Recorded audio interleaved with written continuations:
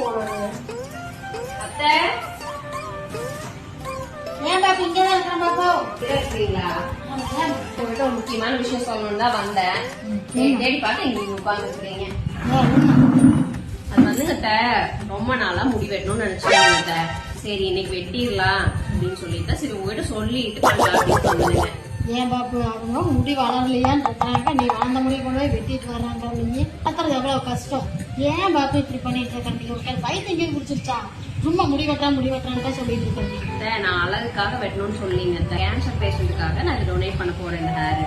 திரும்ப வளர முடியுதானுங்க அத்தை? சரி அப்படின்னா சரி, தாராளமா கொடுக்கலாம், ஒன்னும் பிரச்சனை இல்லை. அப்ப கொடுக்கலாமா? கண்டிப்பா கொடுக்கலாம்.